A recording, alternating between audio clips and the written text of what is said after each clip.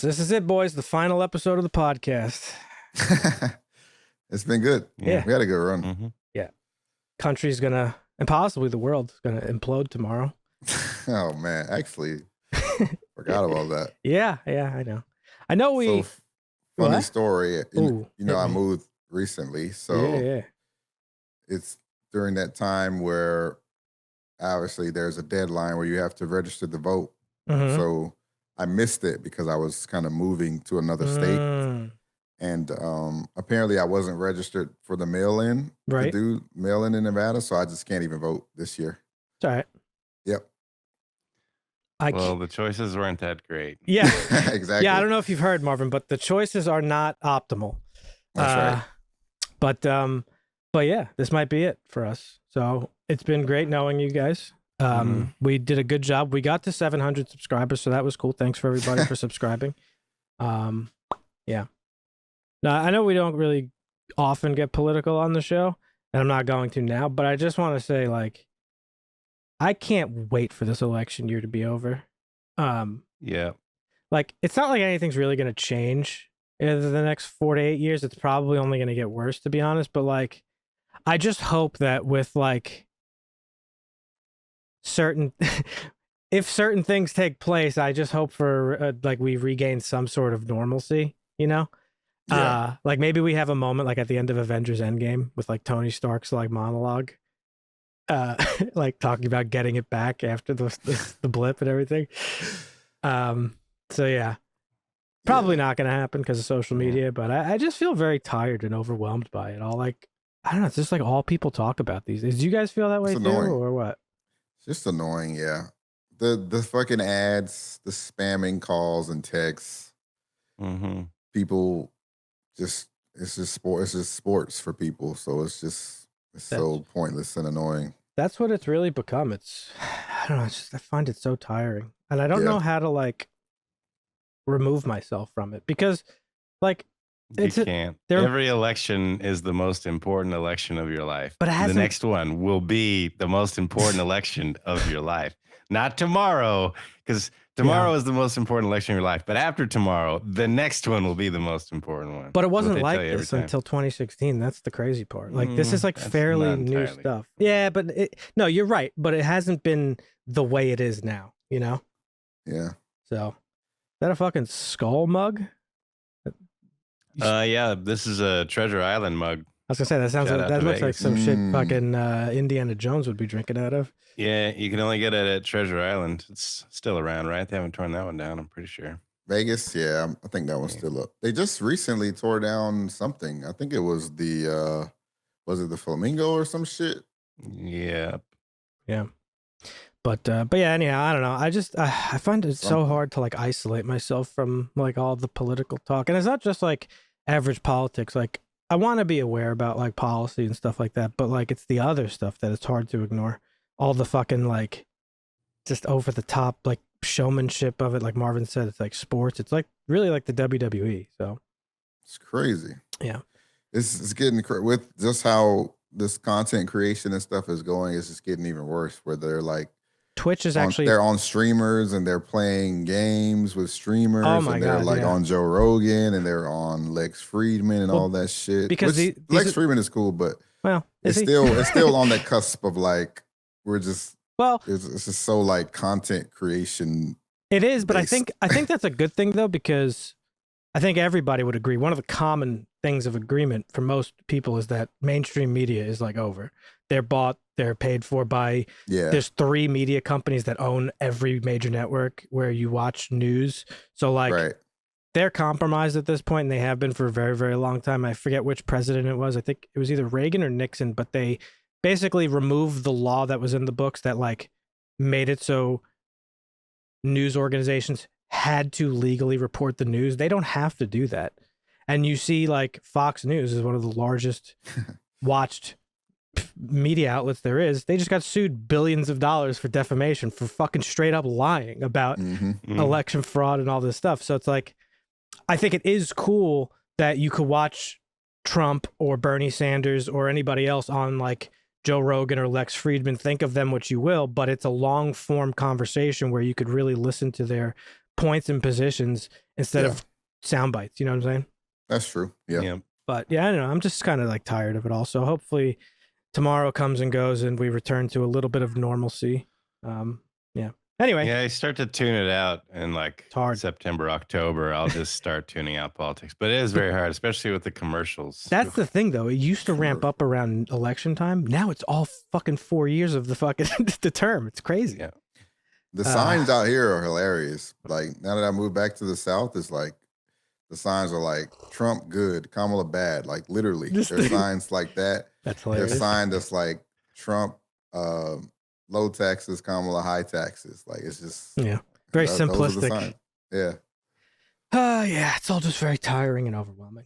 Anyway, we're talking about Donald Trump later on the show. What the hell are we supposed to use, man? Harsh language?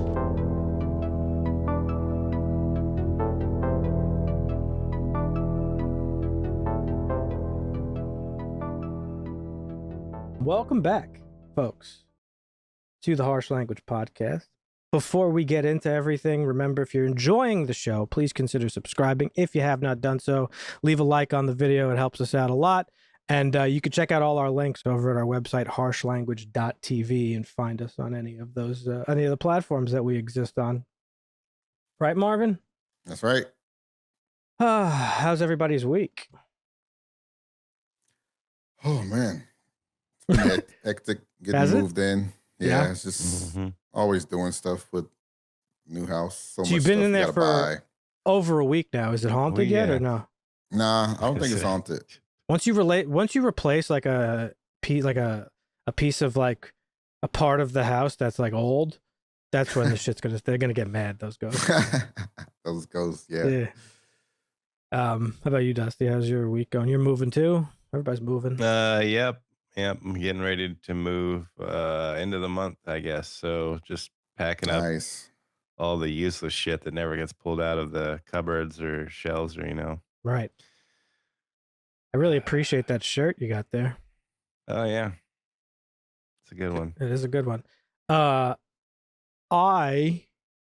don't know about you guys. I don't know. You guys have been busy. Have you been watching anything? I finished 2 shows this week. That's big for me.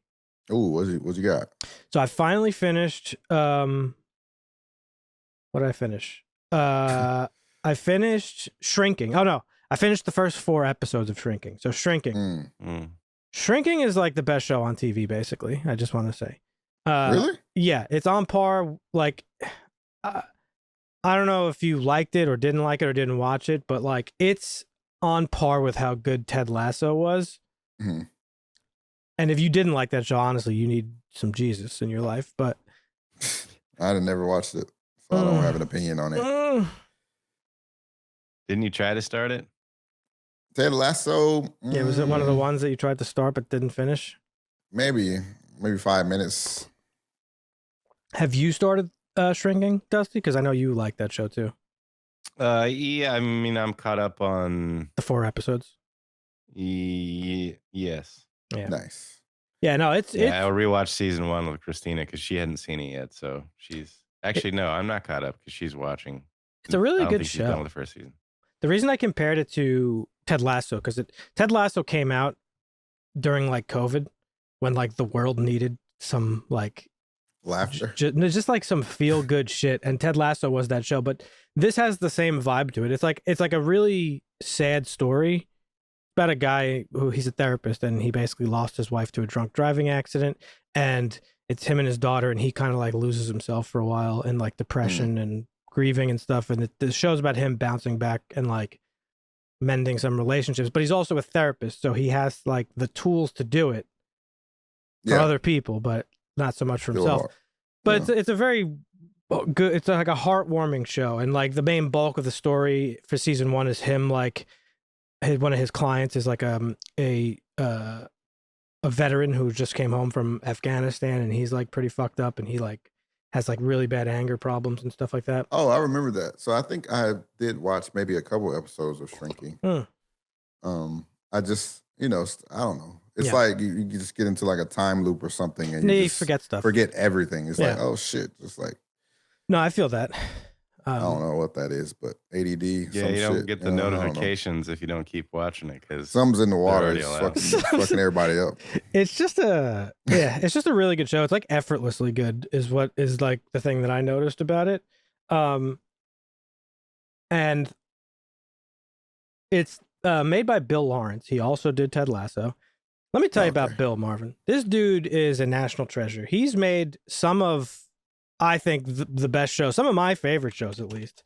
And I think Dusty would probably agree. But this guy, Scrubs? He did Scrubs. He did Ted Lasso. He has Shrinking under his belt. He has the other show that I finished, Bad Monkey. Like, oh yeah, he's like a TV giant. Spin City, which is a little bit way back. This a little before your time, young buck. Yeah. But also a great show. Is that Alex Trebek? On what? I'm just looking at this. Like, I don't know. I don't know. Yeah, he just makes great shows, and his shows always speak to like the human condition. And they're just great shows about people dealing with things that people deal with, which is why I always love his shows. And like I said, Shrinking is no different than that. Harrison Ford in it is a standout for me. And I think Dusty would agree because we always talk about how he's just like an old grumpy guy. At least in the media. Like he hates talking about Star Wars because he's talked about it for fucking 40 years at this point. And like Indiana Jones and all this stuff. But he seems to be having fun with this role. Kind of like he's playing himself a little bit because he's just like a grumpy guy who's like incredibly charming. So he's great. And Jason Segel is amazing. I've always loved Jason Segel. And he's really great in here. And again, this is like typical charming, like funny thing. Brett Goldstein, Dusty, shows up in this season. He's also one of the creators of the show. And he's the guy who played Roy Kent in Ted Lasso. And he's like what I think is probably a pivotal role. So excited for that. He doesn't have a beard in this, which he has in Ted Lasso. And he looks like a completely different human being. I didn't recognize him at first. Oh, so wait, have you not seen him yet? Then you might not be caught up.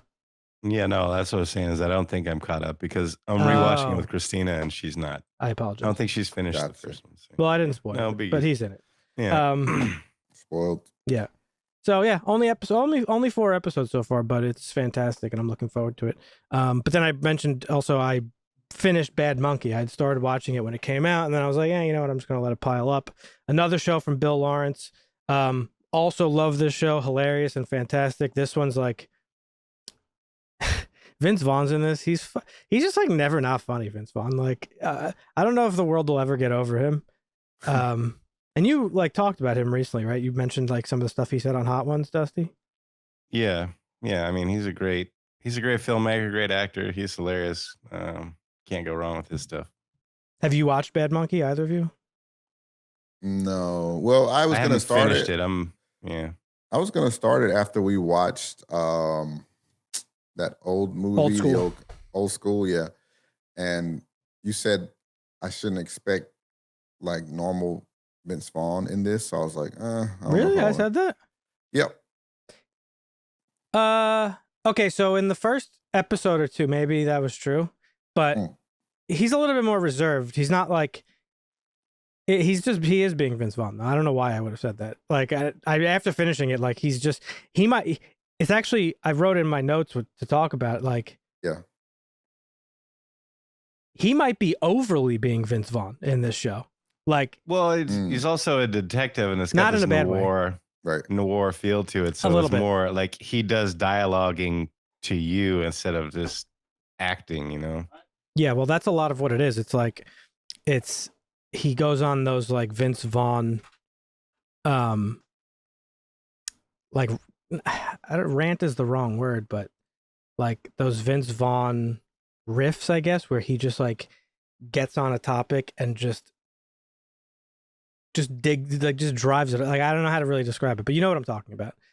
Like, he just talks really fast and he just really goes into the every idiosyncrasy of the topic he's talking about. And like, he does that a lot in this show. It's like every piece of dialogue. And I don't think it's a bad thing. I think it's actually really funny and it works well in the show. But yeah, it's he's a detective and he gets kicked out of his precinct in Miami and gets sent to the Keys. And in the Florida Keys, it's like easy street. There's like no crime really for a detective. So it's kind of about that. And he's like a little bit of a, recluse of a cop. And it's a cool story. It's like a funny caper. A health inspector. Yeah, he gets put on a health inspection duty. But, it's like a really cool sort of like caper sort of crime thing. It's not really noir, but like has elements of it. It's good. I enjoyed it. Nice. And they teed it up for a second season, so I hope we get one. I guess that remains to be seen what Apple wants to invest in going forward, since the news of them sort of, everybody's doing it back. But so you guys haven't watched anything? No, I haven't watched anything. I was talking to a buddy, an old friend, that was in town, and I was telling him about the show, and we were just talking about like some the podcast stuff. Show. Yeah, this show, our show. Yeah. And he was telling me about some. Yo, make him hit that sub button, bro. We were talking about like The Wire and stuff. Yeah, just like classic stuff. Mm-hmm. And he was telling me about this show that the guy that created The Wire did. I think it was before he did The Wire. Let me see if I could find it. I had added it to my list, but it's not there, so that's annoying. David Simon? Yeah. I mean, he's like he's like a bit of a TV legend, Marvin. No, I know. I get that. He was telling me about this show, The Deuce. Have you heard of that one? I've heard of it. I never watched it. It came seems out pretty in interesting. 2017. Yeah. It seems pretty interesting. But there was another. This is the one with James Franco. It's about like the porn industry. It was supposed to be a really good show. It's supposed to be really good, yeah. Right. And it's got like 3 seasons already. I hadn't even heard of it, but it is HBO, and I was like, wow. I think it got canceled, but I'm not 100% sure. It's possible. But I did hear it was good. My buddy George had watched it. And was saying saying similar. Yeah, but I was just telling him about. He's into like movies and stuff. Yeah. But yeah, I was telling him about the show. Just catching up with him. It was a good time. Nice. Yeah. Text him right now. Get him to hit that sub button, Marvin. Yeah. Well, I don't know. He probably listens more, so it would be Spotify most likely. Okay. Well, what's up? Yeah. Shout out, Chris. Shout out. Oh yeah, the series is over, so it ended in 2019. Yeah. Yeah. It said 2017 and 2019, I think, on the IMDb. Oh, good catch. Yeah, I missed that. I'll have to add that to my list because it's something I like forgot about but had wanted to watch. You know what other show was good on HBO? Not to go on an HBO rant. The one about the record company. Like an old Motown type? No. It was with Vinyl is the show. Terrence Winter worked on it with Martin Scorsese. Terrence Winter being one of the pieces of Sopranos and Boardwalk Empire and those guys. Vinyl was really good and got canceled. That's the one that got canceled that I was thinking of. Bobby Cannavale's in that. He plays like a record executive. It takes place in the 70s, I think, something around there. 70s New York. Yeah, really good show. It's funny we're talking about 70s New York with Vinyl and the other show. The other show primarily because it deals with prostitution, and I have in my notes there's like a whole part of the conversation for later on about 70s and 80s New York, and like it's an important part of the movie that we're watching later on, The Apprentice, just in time for the election.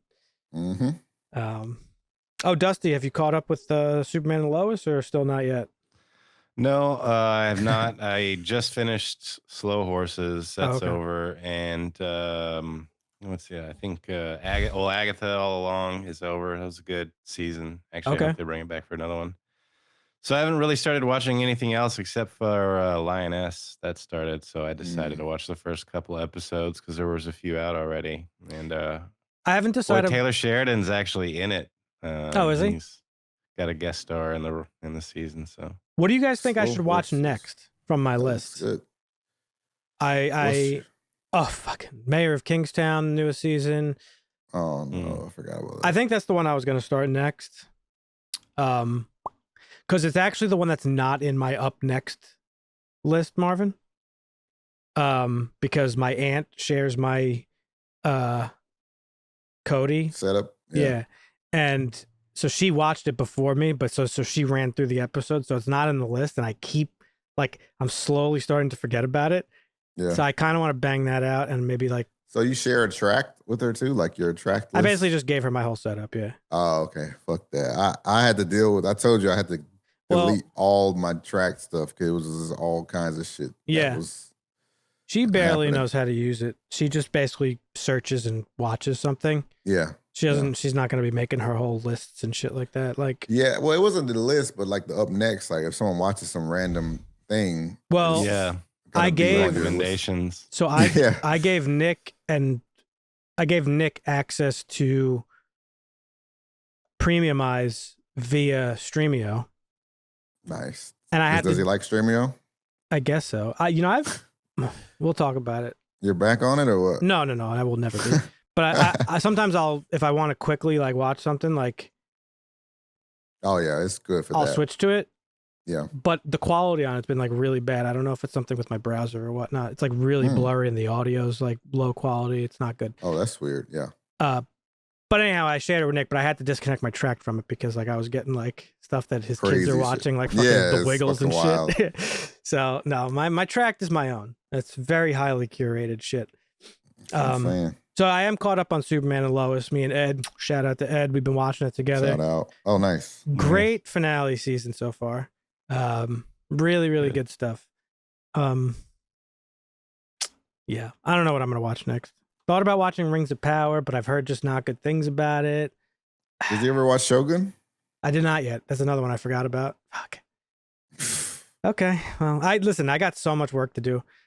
I thought it would be fun maybe for the show if we did like a challenge of like how many series we could watch before a certain time frame, but I don't know if that would even work. It's just too much stuff. What we do have to do though, we got to pick a series to watch and do videos on it. I'm thinking Silo comes first. I'm thinking let's Silo. just watch Silo. I'm thinking maybe we should cover Silo and then Severance. I can't wait for that shit. Yeah. Also, folks, let us know what you want us to watch. Reach out. If there's any movies that you want to see. We actually I wanted to give a shout out to one of our viewers on YouTube, Mun6672, said we should watch Blink Twice. Quote, I told you about that. Twisted movie. Oh, you watched it? I've seen it already. Great movie. So we'll have to maybe add that to the list. And not to put pressure on you, Marvin, but the Make Marvin watch list is just, it's getting big. Yeah. On my own. We should just Make Marvin watch for the next year. I think that'll be good.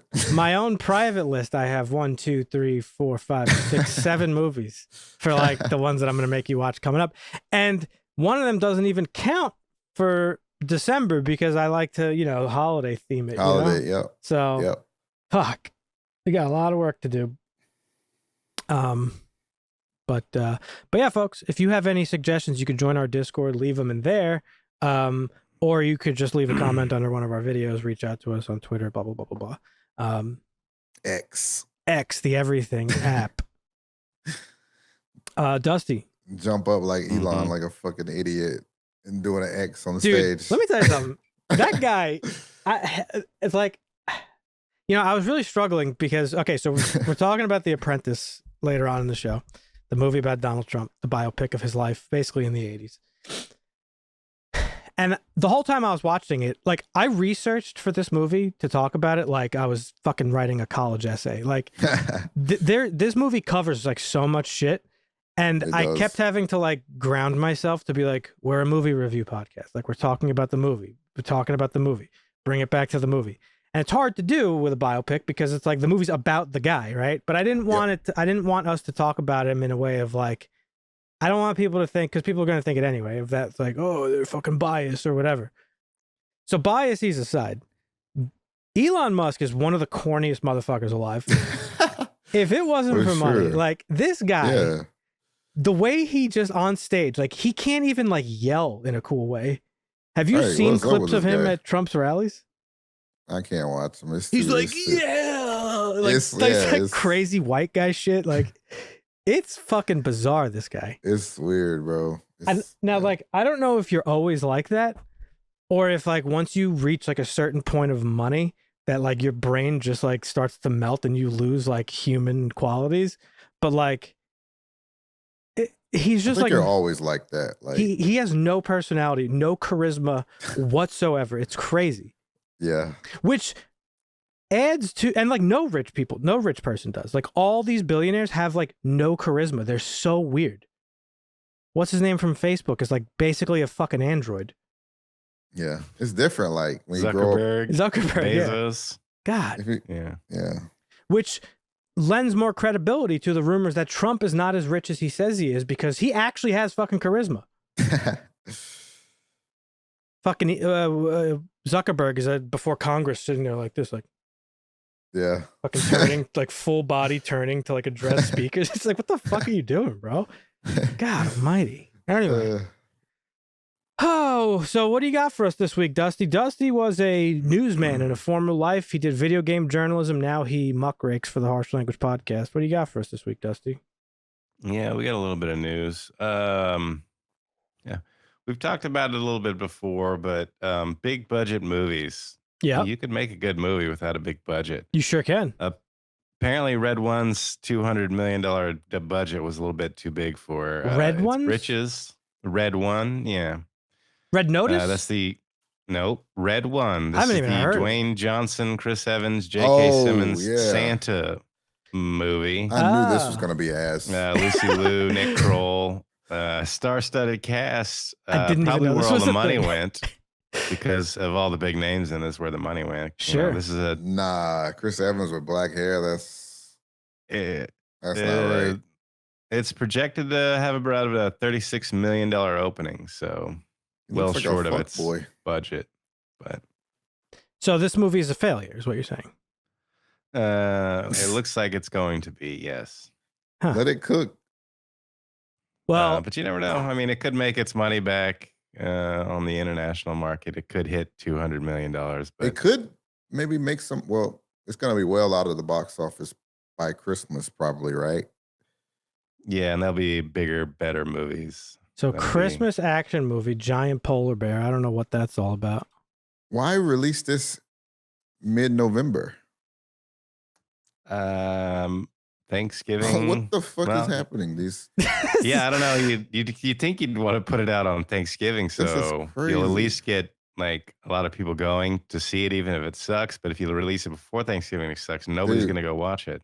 This is like they tried to make Guardians of the Galaxy Christmas, this weird knockoff Kmart version. After Santa Claus, codenamed Red One, is kidnapped, the North Pole's head of security, Dwayne Johnson, must team up with the world's most infamous bounty hunter, Chris Evans, in a globe-trotting, action-packed mission to save Christmas.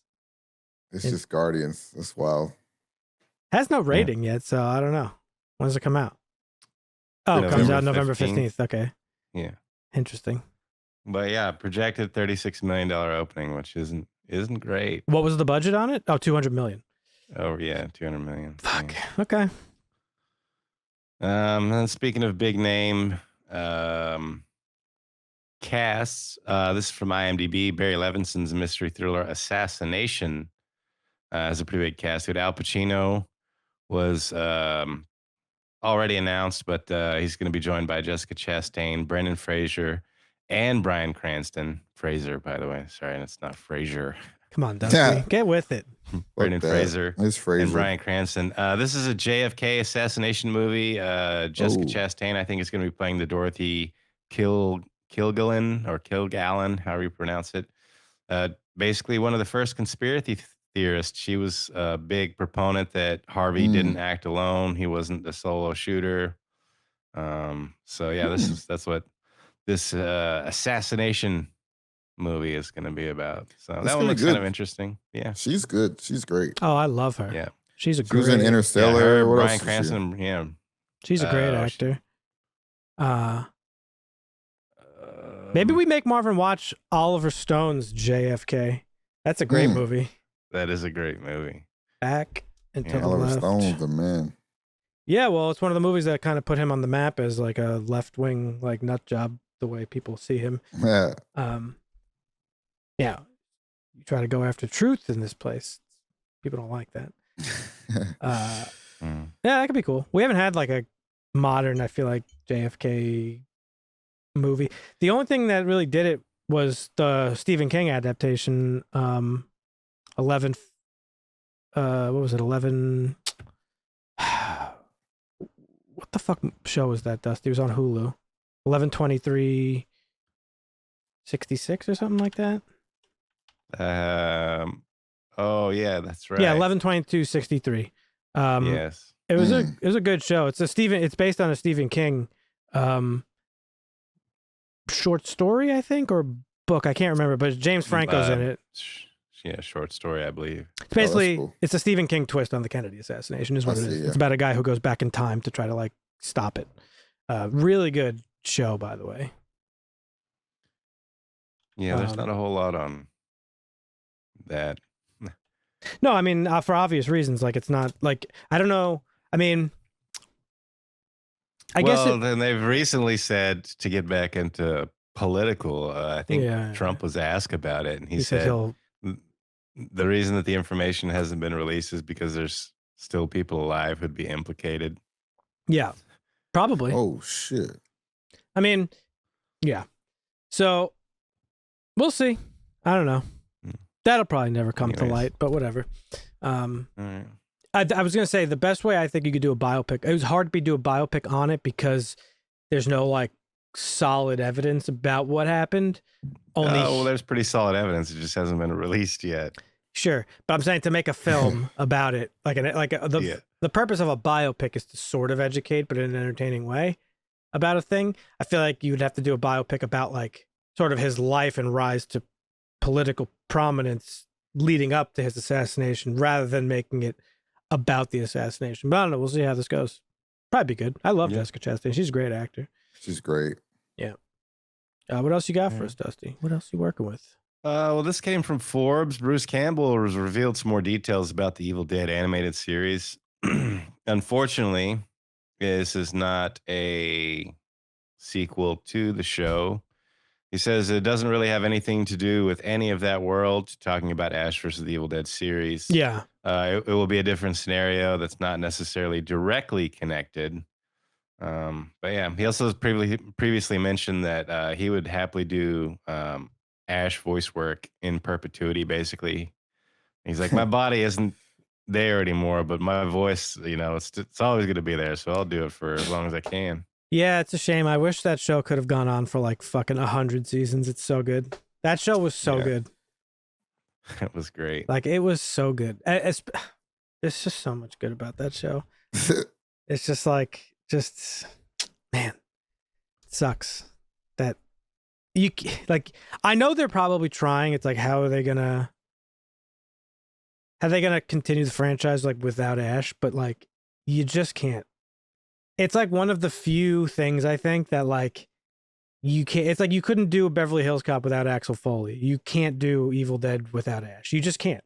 And we've seen the product of things without his presence in it, and they're not the best. Like the Evil Dead remake that Fede Alvarez did was like okay, but it wasn't really Evil Dead. Evil Dead Rise was like a decent horror movie, but it wasn't Evil Dead. Like his presence and the comedy and stuff is what makes it what it is. And you can't do that without him. I mean, they could maybe do something if you did some sort of crossover, like Who Framed Roger Rabbit, or the basketball movies that they did, where it's live action / animation. Mm-hmm.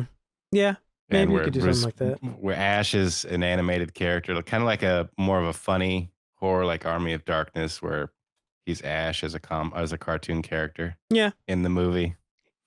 He's not that old. He's only 66. Like, I'm sure he's got like one or two more live action,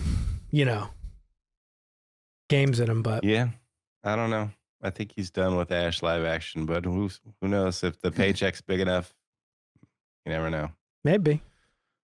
All right. What else you got? Well, this is from the Hollywood Reporter. Onslaught is a new A24 gonzo action horror thriller. Wow. Finally has some people tied to it. We have Adria Arjona and Dan Stevens are set to star in this with Adam Wingard and Simon Barrett teaming up to head the film. Wingard and Stevens worked together on the Godzilla movie. Yep. So yeah, this is not much is known about this. Arjona is starring as the mother who falls back on a particular set of skills in order to protect her loved ones after she runs afoul of a threat that has escaped a secret military base. And then Dan Stevens plays the guy who created the threat on the military base. We have no release date for this. Filming expected to begin in November.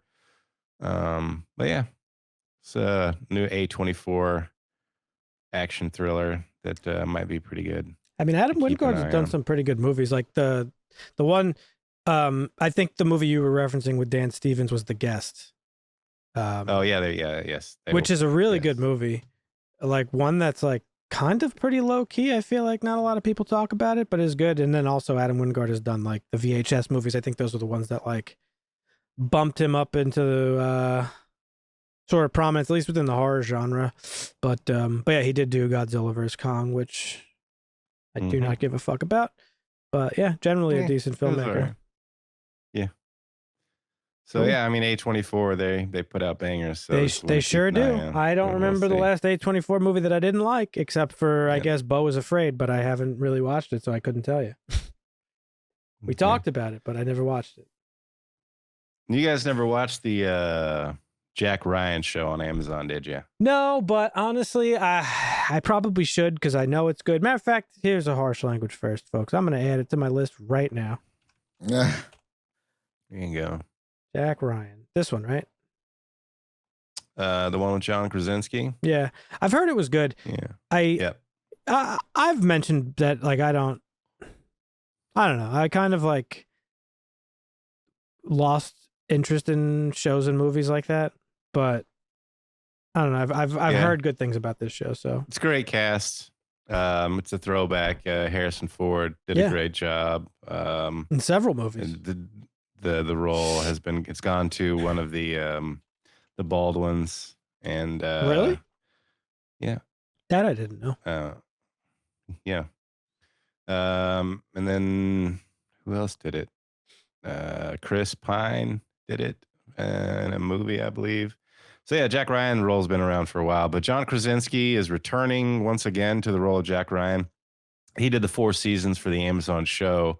Apparently Amazon putting up the money to do a feature-length film finale with Andrew Bernstein, who directed season 2 of the show, is coming back with Krasinski to put on the movie. So yeah. It wasn't renewed, I think, for a 5th season because Krasinski and some of the other cast members wanted to move on and not just do like a 12, 15, 20 season show. Right. But he's happy to come back for one more paycheck, I guess, because we're getting a movie out of it. Interesting. My problem with John Krasinski, I just saw him for so long. I know. For the first time in The Office. Yeah. It's just like, man, I can't watch this guy be a fucking action guy. It's so hard to... It's so weird. It's so hard to, like... There's certain actors who, like, take on roles and they do them so well and so iconically that it's hard to remove them from that role. Like, he's one of them with Jim.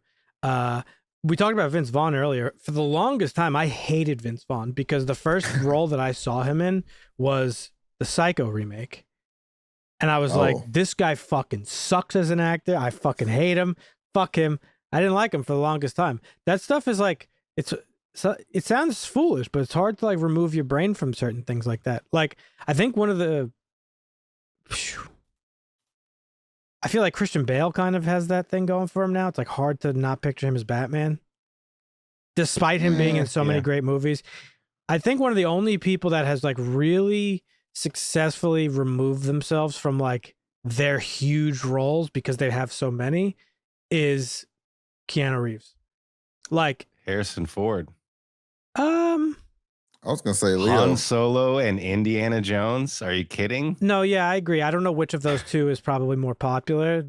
it's hard to say. But they're both so hugely popular that he did well beyond them. No, that's a good point. I guess my only point. Just Keanu was like, Neo, and then it's like, oh, this guy's gonna be known as Neo forever. He was, now Bill he's just John Ted's Wick for the longest time. Now he's John Wick, yeah, but I'm saying he wasn't like known for Bill. I mean, Bill and Ted is like, it's more of a cult movie, but I'm saying like stratosphere popularity. It's like that is fucking Neo. When you people would probably yell Neo at him right in the street, but now people yell John Wick. You know what I'm saying? That's what I'm saying. It's like that reinvention, I guess. Yeah. Just speaking of Jack Ryan movies, I totally forgot about The Hunt for Red October. Yeah, it's a great one. Being a Jack Ryan film, and he was played by Alec Baldwin.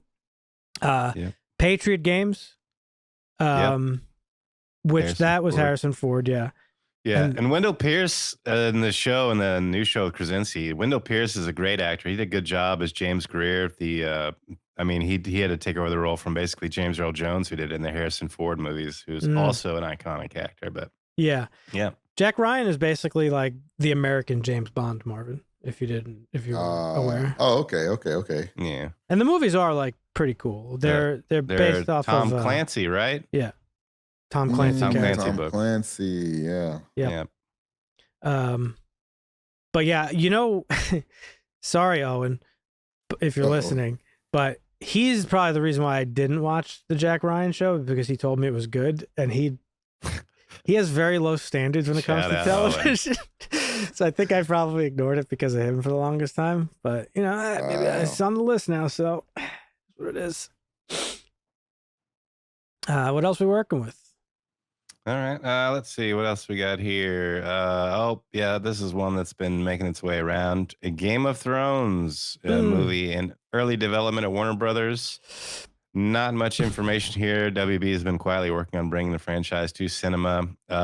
Several years back, some of the producers kicked around some movie ideas, but they were pretty prone on keeping it an HBO series package, but now it appears they're willing to change their mind and go into the movie direction. This is interesting to me just because of how much story they usually put into the series. So I feel like this movie is going to have to be just like based on maybe like a battle or like preparation leading up to a battle, because otherwise I don't really know what they're going to do with this. They're going to bring in Zack Snyder and we're going to get a 15-hour movie. Slow-mo on dragons. Yes. That'd be like half hour of the fucking movie. Just fucking, yeah. Do you know what's funny? When I edit videos for the podcast, look, when I condense down the movie reviews to like 10 minutes or so, and I add B-roll footage of the film, it's usually a trailer. And so I need to stretch like what is maybe 2 to 3 minutes of its footage into like a 10-minute video. So what I'll do is, and also to sort of make the YouTube's algorithm not flag it for whatever, I'll usually slow down the B-roll a little bit. So it's like slightly in slow motion. So slow motion extends shit. I know this. All right, Mr. Snyder? It's funny you mentioned him because the other night I was on YouTube and I got into a little bit of a YouTube hole. I don't know how I went down this hole, but at some point in my YouTube journey, I arrived on the clip of Thor getting his powers back in the original Thor. When he sacrifices himself. Yep. And then the hammer comes and... Yeah. I think it's one of the best scenes in all of comic book movies. So I went down like a little bit of a rabbit hole of like revisiting like all these best moments in comic book movies. And I was recommended from Zack Snyder's Justice League when Superman comes back to, I don't know if you've seen the movie, Marvin, but at one Superman fucking dies in Batman v Superman and then he comes back. Anyhow, he comes back. It's supposed to be like this big moment, but like he comes back and just like me and Ed joke about it all the time. There's a scene where he's just like with a smile on his face, like ground and pounding the villain. And like the villain's just defeated. He's just like lasering him over and over and just beating him mercilessly. Oh my God. And it's like it's like happening in the background while like some other shit's going on. And so Ed and I joke that like you could still hear him pounding fucking Steppenwolf to this day. And it's just like such a non-Superman thing to do. And it's so funny that like, I don't know, it's just like that guy is such a fucking whack dude. He is like a stain on comic book movies. It's unbelievable. So at least he sticks to his guns. Sure, that's his style. That's him. Yep, he owns it. He does, yeah. That's one thing about him. Crazy. People love that shit, yo. Oh my God. They do. So yeah, this is very early stage development for the Game of Thrones. No filmmaker, no cast, no writer. We don't know anything. Just that they're talking about it. So it may not even happen. They could shelf it, but I doubt it. They won't shelf it because people they'll make money. I'd watch the Game of Thrones. Like I said, if it's like some kind of crazy battle or something, like that would be awesome. Yeah, but they usually have pretty good. It probably won't be that though. It'll probably be some crazy fucking stupid like condensed season to make a movie, something. Yeah. But yeah. And then this goes back to Comic-Con. Mike Flanagan was talking about the Dark Tower. I thought this was an interesting quote. Had not heard it. When asked about how do you adapt Stephen King to film. And he basically said, you just do the books. Yeah, easy, right? He goes on to quote, Stephen King is a master storyteller who has constructed a magnum opus, an epic that begins very intimately and ends very intimately. Yeah. Even though it's set in this gigantic world, I think that's how you get into it. So that's where we're going to do it. And you just brick by brick, you started out somebody chasing somebody for some reason, and you don't have to throw somebody in the middle of something and pretend everything's going on, which is kind of what we're going to get with Superman, but some of us are okay with that. But. Hope so. Oh, wait, you're saying not having Superman not being an origin? Yes, correct. Well, and there's no real book to go by, so you can't really ruin Superman, and everybody knows who Superman is. You don't have to do an origin every time you do him. Yeah. We already all know. Everybody knows. Right. I mean, it's like the Marvel approach with Spider-Man. Like, they skipped his origin. It's like, we know how he becomes Spider-Man. Like, we don't need that. No, I appreciate that. It's like, this is what I say all the time. Like, this is just the thing. It's like, oh, you're making an adaptation? Wow, how do you make it good? I fucking do the book that I'm fucking adapting. There's no reason to fucking do anything other than what's in the book. Shout out especially to when it's already so like fleshed out. Like, yeah. I mean, listen. Obviously, it's difficult to adapt something as deep and nuanced as like Lord of the Rings but like Lord of the Rings is like a bar that will never be beaten. Like the fact that those movies exist as good as they exist is a fucking miracle. And I don't know. I feel like it might be easier to like if you were to adopt anything from Stephen King and you wanted to know what he was thinking about those characters, I would think his novels would be easier to be like, okay, this is what he had in mind versus his short stories where you don't get the breadth of what he's doing. So you'd be easier misrepresented. It's actually strange. I don't know why his stories are like famously bad when adapted. Like there's only like a handful that are good. Even the most recent one, Salem's Lot.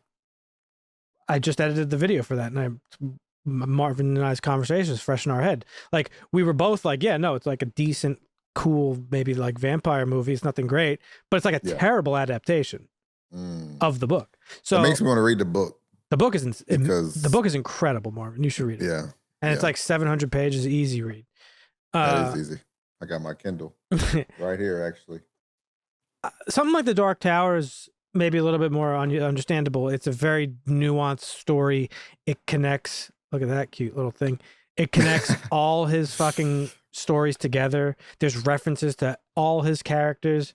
For those of you that aren't aware, The Dark Tower is the thing that basically holds the universe, the multiverse together.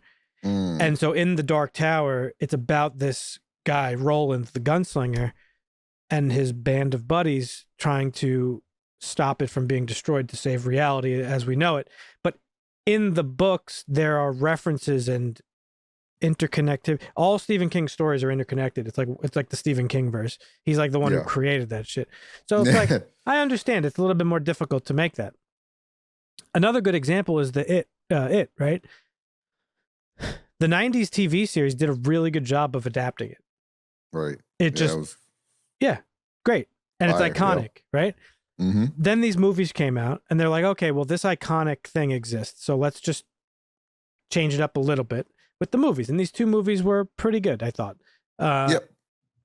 They changed it up. They put it in the 80s and stuff like that. But now we have a show coming out. And the reason I'm talking about it is because I was just reading about this the other night because some screenshots came out. They're putting out a show on HBO called Welcome to Derry.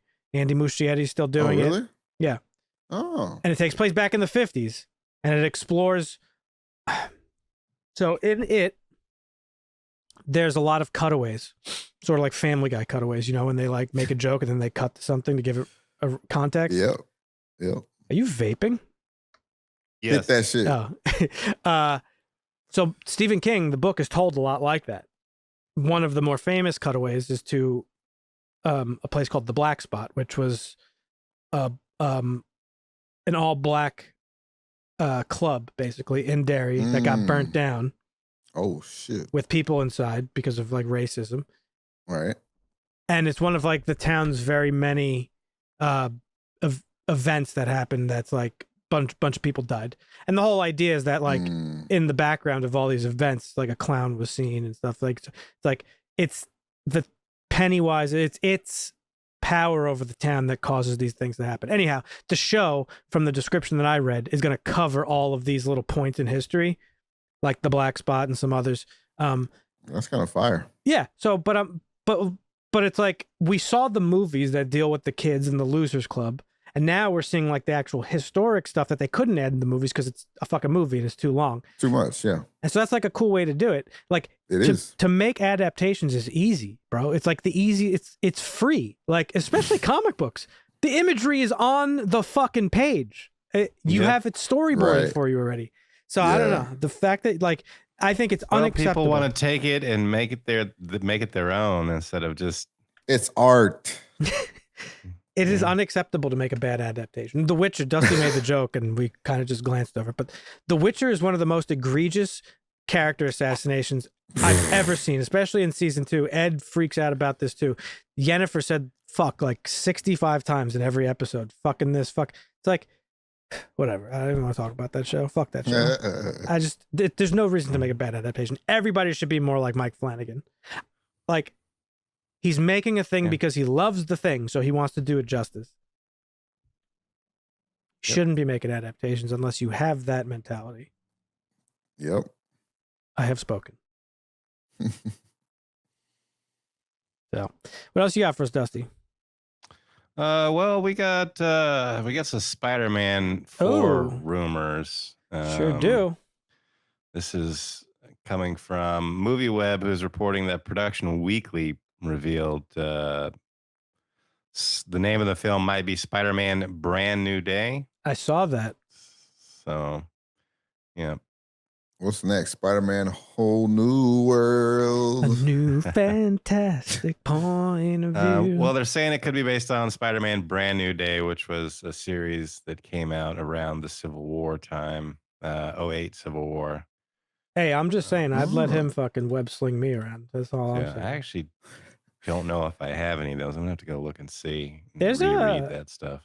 You know, there's a pretty like large amount, a surprising amount of people on Twitter that I've seen who are actually excited to get a multiversal Spider-Man story rather than a street level Spider-Man story. Like I saw it a couple times this week. People being like, I don't know why everybody wants a street level Spider-Man. That's boring. I'm just like, what the fuck? We already got the multiversal Spider-Man with the animated one. You don't even know the half of it, Marvin. We got a multiversal Spider-Man. Just know that. Man, I'm totally okay with Spider-Man being like street level when Kingpin is the mayor. Like he's going to be fighting. Yeah, I want to see him team up with fucking Daredevil. Yeah, that's what I want. We're going to get it. Hope so. But not if Sony has their fucking way. Yeah. I don't know. Maybe this one is because they want to use Mephisto, and they haven't brought him out. They've been rumored to. He's going to be a next big baddie coming up because he's the Marvel's devil. And they've been teasing it since. Holy crap! What was it? Loki or Doctor Strange? I don't forget when. Mephisto since WandaVision really is when it started. Was it? I thought it was early. I thought one of the movies was supposed to have it, but yeah. So they've been teasing him for a while, and they finally said his name. He's supposed to show up in the Iron Heart show, is what the rumors are saying. But the plot that this Spider-Man rumor is based on is also has ties to Mephisto. So maybe that's why they're doing it this way. But who knows? We'll see. Of it's all just the a rumor. things, Nothing's confirmed. Of all the things that Mephisto, the devil, would show up in, why is Ironheart the thing? That's a good question. All right. I just watched an entire season of Witchcraft in the Marvel, and they mentioned his name once, and that was about it. Okay. Well, at least his name is being mentioned, so that's a step in the right direction. All right. What else we got? Well, unless you guys have something that I missed, we got one thing. Okay, you go. Yeah, that's right. Marvin shared this. So Prime Video is adding AI-generated TV recaps to their original shows. That's actually pretty cool. Yeah. Read more. Go on. The feature will Ryan. The feature will. Who fuck is Ryan? Ryan Airy. Oh, because he does recaps. The feature will recap episodes of a show if a viewer has forgot where they left off, with the recaps generated down to the exact minute of where the viewer stopped watching. That's actually kind of cool. Isn't that insane? That's actually kind of cool. Marvin's like, fucking Marvin's excited. This is crazy. Marvin loves recaps. They're trying to figure out how to do ads in the pause screen now too. Yeah. Not a fan of ads, but this is fire. No, this is actually cool. You know, speaking of recaps, I didn't say, I actually watched a good recap for Shrinking before I started it. See? But it was from Apple themselves. It was on YouTube, and the title was brilliant. That's rare. It was like the best recap you need or something. It was like the only recap you need, or it was something like that. Wow. And it was really good. And it was it was the actor from the show who plays his daughter, just like being like, here's what happened in season 1. Enjoy. That was cool. No, that's sick. Yeah. All right. What else you got for us, Dusty? Well, we got Donald Trump. Yep. This is the eve of the election. Yes. There's plenty of news to talk about as far as Donald Trump goes, but since it is the eve of the election, and tomorrow's the day where we all go commit violence on each other, we'll basically just talk about the polls. And the polls say they're in a dead even heat. It's a tie. It's a coin toss. I don't know. I've heard all kinds of news. There's people burning ballots over here on the West Coast, and mail-in ballots are being accepted, and who knows post date. But yeah, we got an election tomorrow, and one of the candidates has a biopic, if you will. What I will say is that a campaign that is winning tremendously wouldn't be going around saying how they're being cheated already. So I don't generally think polls are very accurate.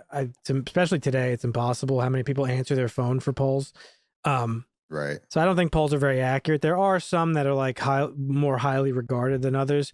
But generally, campaigns' internal polling is what is more accurate, and internal polls generally don't get released to the public. And I would just venture to guess that his campaign's rhetoric of like cheating and this, that, and the other thing has really ramped up over the last couple of days. That would signal to me and maybe other logical human beings that their internal polling is not looking good. So they're already prepping the base for, what's to come. But we'll see. I don't really care. I don't honestly have any skin in the game at this point. I just want it to be over with, and hopefully the asteroid comes soon. All right. Well, that was a brilliant transition, Dusty. So let's get into today's review, and that is the biopic, The Apprentice. Love him or hate him, Trump has changed the course of American media and politics, and The Apprentice tackles his journey and some of the controversies and basically the legacy that he's still shaping, unfortunately, today. Is this the story of a modern American success? A cautionary tale of unchecked ambition? Or maybe, Marvin, a reflection of the society that lifted him to power in the first place? He saved New York. Yeah, sure did. So this is, of course, the Apprentice, a film by Ali Abbasi, who I've never heard of. He's the director. And seems the movie has come under a little bit of controversy. I don't know on what grounds, but I think Trump himself is trying to like sue the production of this movie and just like, do Trump stuff, but whatever. Just sue, just like they said in the movie. Yeah. Just sue anybody. Just sue and just deny and just do everything. Mm-hmm. You know, this poster is actually good. This is a good poster. It is a good poster, yeah. Yeah. So I think if we were to analyze our current reality and like political and social landscape, it's clear that like Trump is not the problem as some want to make him out to be. And I've always said this going back to 2016 when he, you know, started running and all this stuff. He's the symptom of an actual problem, right? Like, and unlike typical biopics, the movie doesn't just portray Trump. It actually kind of like forces us to confront the system that created him and allowed him to become this thing. Yep. And I think it's a brilliant way to portray the story. And once I actually realized that, I was instantly hooked. I was actually blown away by this movie. It was way better than I expected it to be, if I'm being honest. Start with you, Marvin. I totally agree. Like, this was fantastic. This was so good to me. I was the same. I feel like they did so many good things with like how they filmed some of the scenes, like some of that old looking effect or whatever. Mm-hmm. That was good. It was actually like a great timeline of Trump's story, and it did just an amazing job of showing like this descent into Trump that we know today. It seems like. Yeah, I mentioned it earlier. There's a lot of like stuff to cover with the movie. And like a lot of things, there's a lot of like really interesting things that this movie like touches on briefly, but doesn't even really get into. And honestly, at the end of the day, this isn't really a movie about Trump. I know that sounds stupid because it is about him. It's really about his relationship with Roy Cohn. Like that's like 100%. That's the story that this movie told, right? We always talk about plot and story being different. So like the plot deals with like the rise of Trump, but the story is about these two men who like, and their relationship. And I thought that was just like a really good way of framing it. You know what I mean? Like, yeah. and I thought a lot about other famous biopics, like namely what Johnny Cash Walked the Line. Like that's about Johnny Cash rising to becoming Johnny Cash. This new Bob Dylan biopic that I'm excited about, it's probably going to be about Dylan moving to New York in the 60s, rising through the ranks of famous folk singers and then going electric and blowing the world up. Like every biopic is sort of the same. This sort of took a way different approach, I thought. Yeah, I agree. Go ahead. No, finish what you're going to say. Yeah, no, I was just going to say I agree. Like, it's focusing. It's kind of like, what did we watch recently?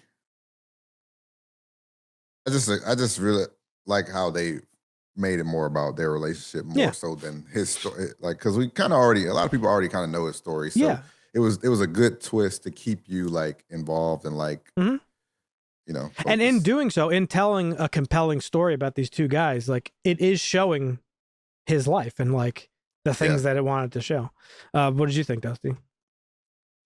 I thought this was a good movie. I don't know that I felt like it was a Donald Trump biopic, and more like you guys are saying, this was more like a Roy Cohn and Donald Trump like relation. Continue, good.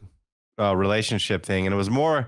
I mean, it was more about how Roy took Trump under his wing and came, you know, the journeyman apprentice type, molded him into what he is. And then I think that's why Trump probably had some problems with this movie, because you could see at the end of the movie, Trump's like, I made myself, you didn't make me. And then, you know, he does some things. It's definitely about their relationship and their dynamic. And I don't know enough about Trump or Cohn to say anything of its accuracy.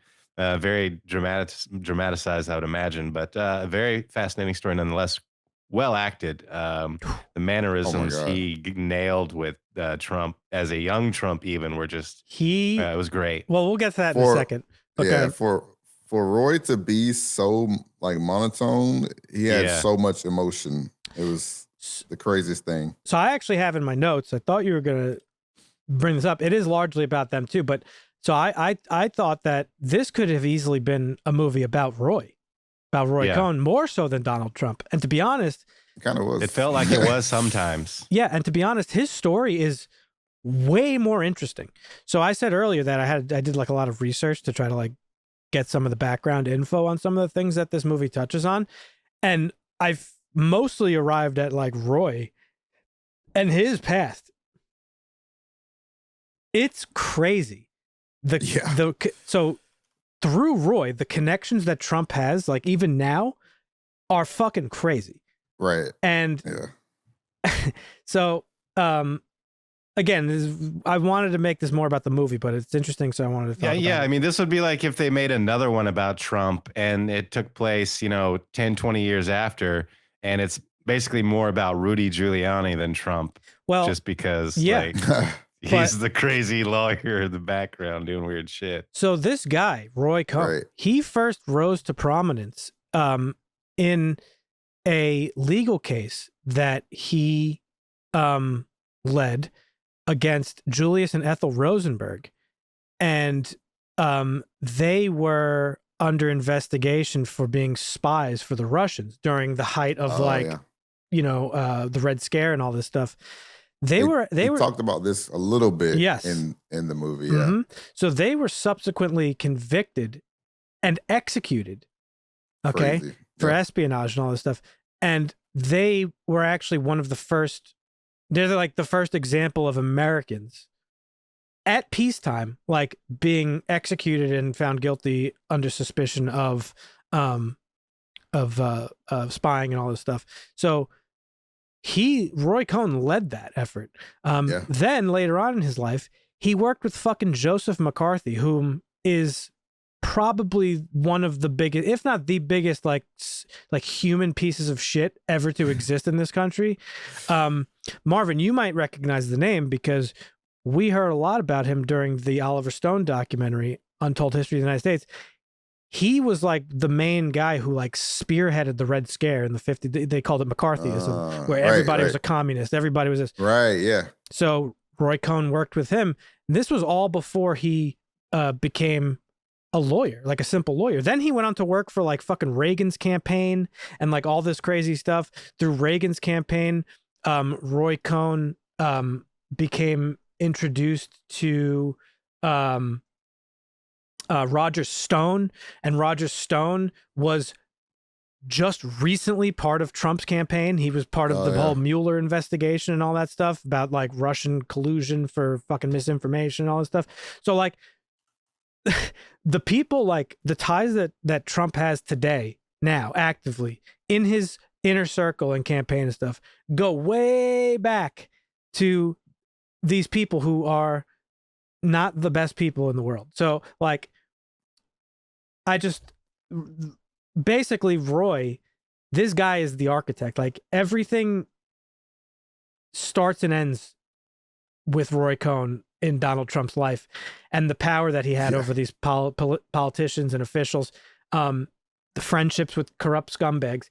And, this guy was like Epstein before Epstein, like and blackmailing people and shit. Like Jesus. And if there's any truth to this movie, it would seem that Roy Cohn became basically the entire template for Trump's entire personality. Like it's Roy. He absorbed them. Like it's Roy. You know Dragon Ball Z where Cell absorbs people and like kind of looks like them. It's like that's what happened here. Yeah, this guy just took everything. His 3 rules, his like everything. His speech, tempo, the way he's speaking. Yeah, like all that. Yeah. It's Roy that we hear using some of the now famous Trump quotes like quid pro quo. And we hear him telling Trump, like, no matter what, never admit defeat, never say you never admit defeat. You push. You have any enemies? Destroy them. Like never stop going after them. Like these are just all tactics that we see him using, and it was just really interesting. It's crazy, yeah. What's interesting to me is like, I mean, I feel like this movie could have been easily about any like hot shot person from that time that like blew up to become like this big thing. Like, well, because it's about them too, but it's like you said, it's about the systems and the flaws within the system that allow these people to rise to power. Right. One of the things the position that I've always held in real life is like, how could anybody be from New York? How could you grow up in New York and still be a fan of this guy? Politics aside, like, he's a very well-known piece of shit, like, in New York. Like, the movie doesn't even really, like, I mean, it does, obviously. The bulk of the movie is about, like, his very early business dealings. In 1971, he first undertook this large construction project in Manhattan. And in 1973, the Justice Department accused Trump of violating the Fair Housing Act in 39 of his properties. So the government alleged that Trump's fucking choking on saliva.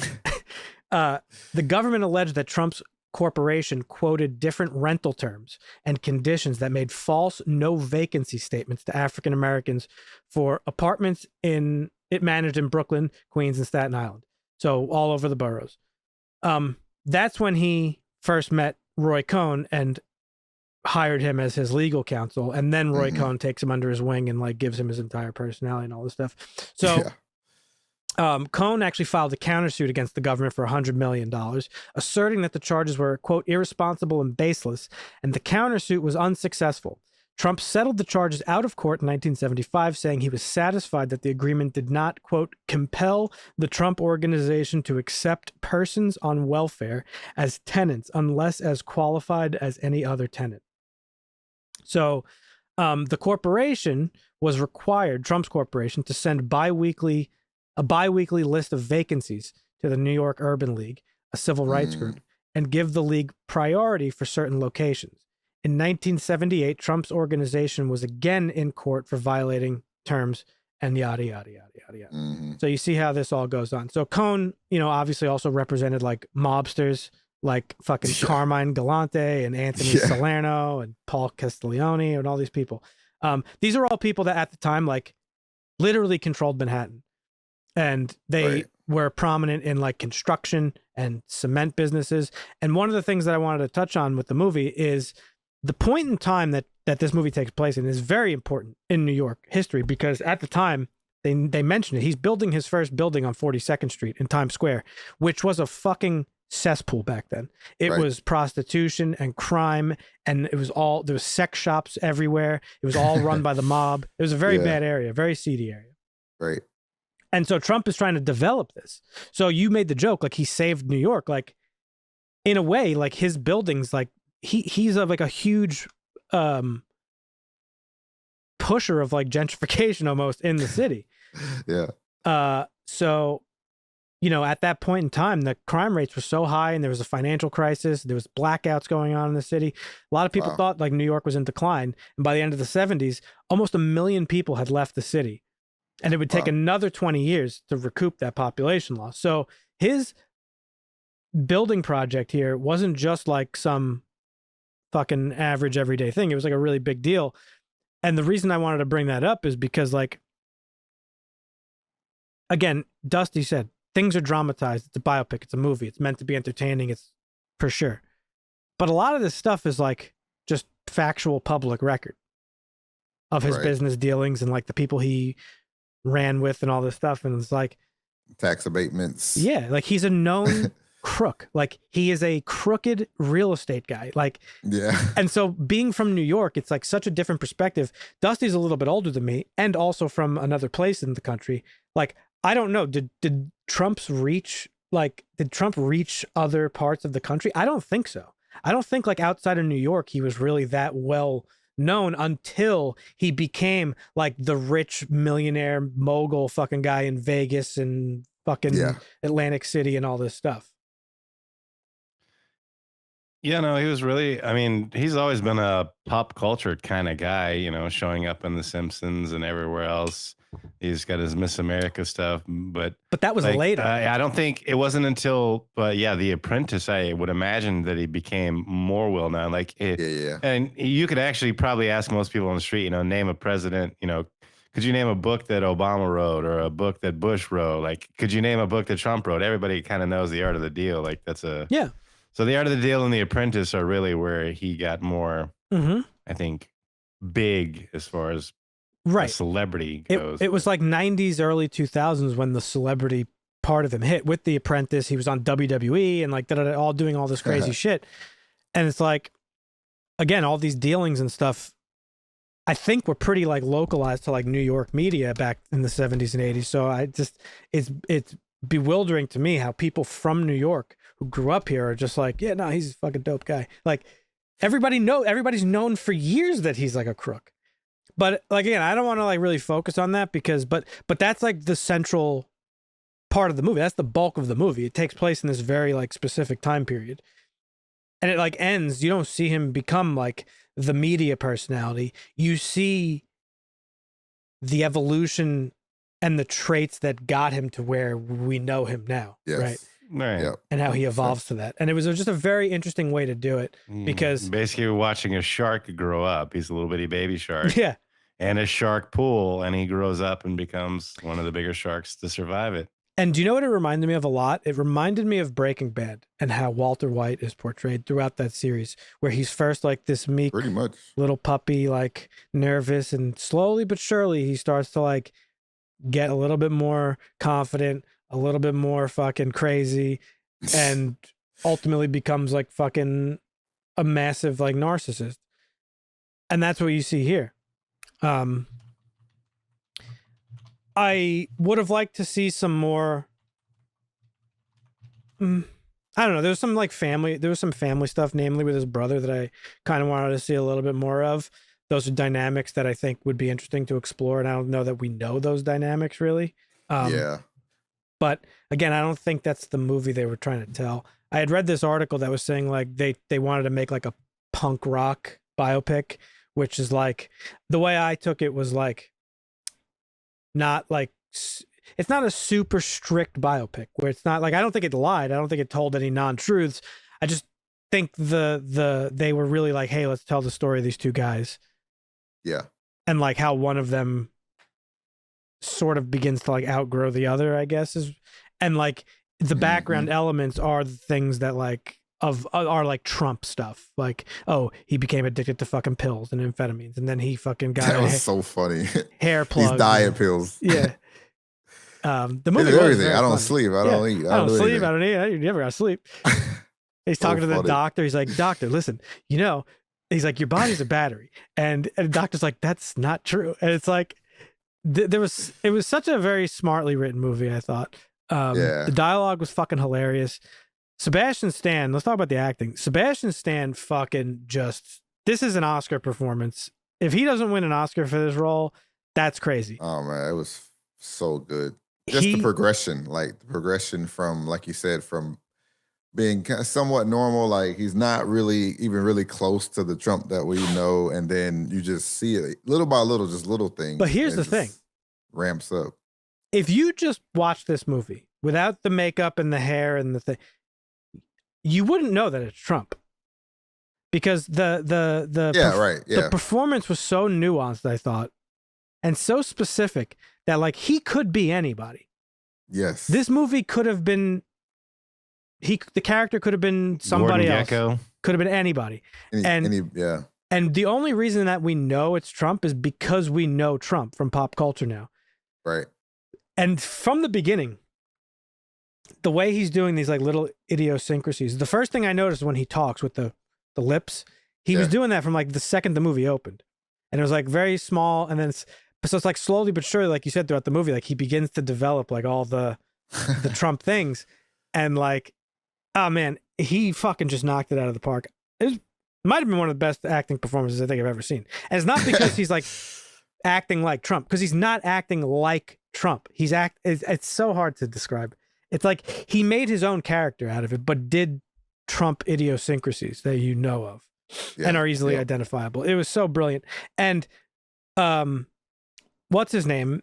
Who played Roy Cohn? Jeremy Strong also fucking crushed it. Oh my God, Great he was amazing. actor, yeah. He was so funny too. Oh, but yeah. just like with no, like I said, it was like monotone and like no facial emotion, but like still like so much emotion. It was kind of weird. And knowing who he is as a real man and the movie character, both, he's a piece of shit. But somehow the movie and his, I think, performance make you feel bad for him by the end when he gets AIDS and like he got robbed. Yeah, like his relationship with like Trump sort of like starts to dwindle, and like he knows, like, I made you. He says that, you know, I made you. Yep. So I kind of actually felt bad for him at the end of the movie. A little bit. No, like, I agree. I did too. Yeah. I was like, damn, I don't want to feel bad for this fucking guy, but I can't help it. Let's see, what else did I take note of?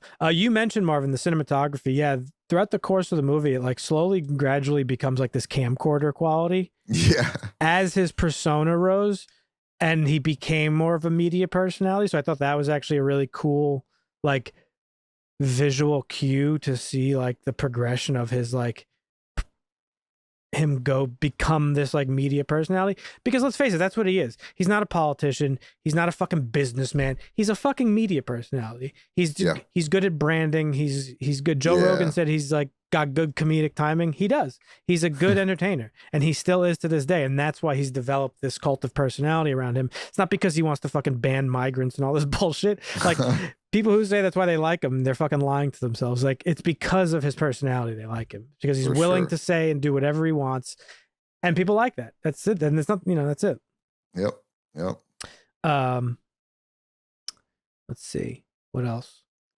Yeah, I don't know. It's just a really good movie overall. I thought they really captured the feel of the times, especially in New York. Like the car, everything. Like the whoever like does that, like I forgot what they call it. Like when they put it in that, make everything look like it's from that certain era or whatever. Production designer. This definitely nailed it. Like it felt, it was great. Any other points you wanted to make, Dusty? No, not really. As like I said, great film, or good film, great acting, great dog. But yeah, I want to see a prequel of Roy Cohn, like him doing the McCarthy shit and all that. Well, like that's what I was saying. I could watch that. I would watch that. He's like this really interesting figure, and I thought it was, that's ultimately why I thought this movie really worked. Like, you could watch this without giving a fuck about either of these guys, like in real life. It's just a really compelling story about these two guys, right?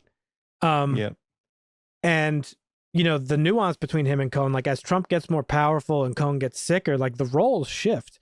And like in the beginning, Trump is like meek and like nervous to talk to him, and this guy's like this bombastic fucking personality who like fucking commands every room he's in and is well known and powerful.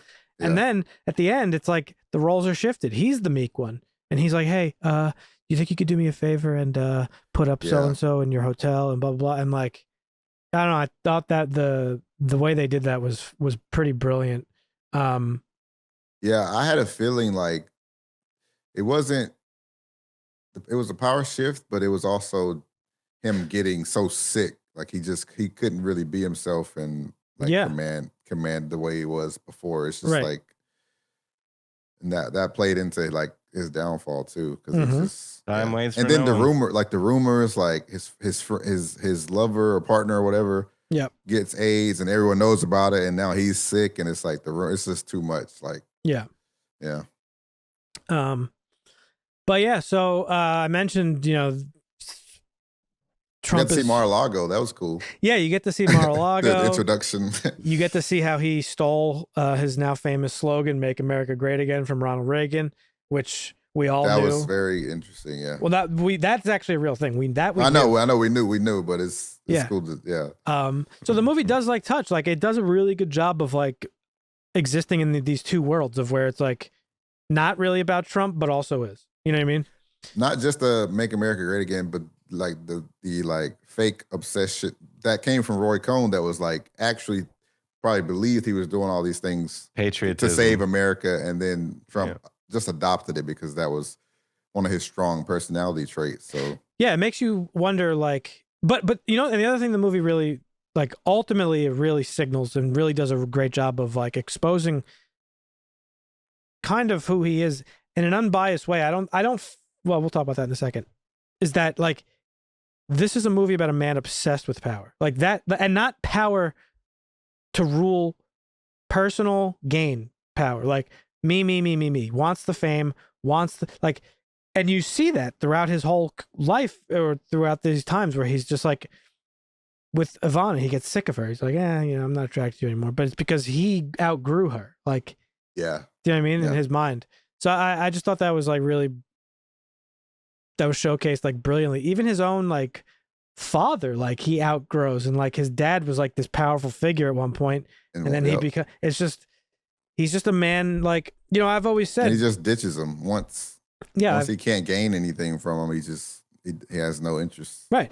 My biggest criticism of him throughout these last 10 years or so, and his rise to political fame and all this, is that like he has no ideology. Trump is for Trump. Like he will just do what he wants to get what he wants. Like he doesn't give a fuck about migrants. He doesn't give a fuck about any of that shit. Like if he you just wants to make deals. If you think he does, you're crazy. He just wants to make deals. That's it. To this day, like, it says, how can I make a deal? When he says, you sure that's healthy? You should be sleeping. He's like, how can I sleep how can I make deals if I'm sleeping? I can't make deals if I'm sleeping. Yeah. He loves deals, dude. He does. But yeah, so there's obviously some emotionally charged comments on IMDb and Rotten Tomatoes that are calling the movie a hit piece, having a political agenda. One comment just says, worst movie ever, with like 40 exclamations.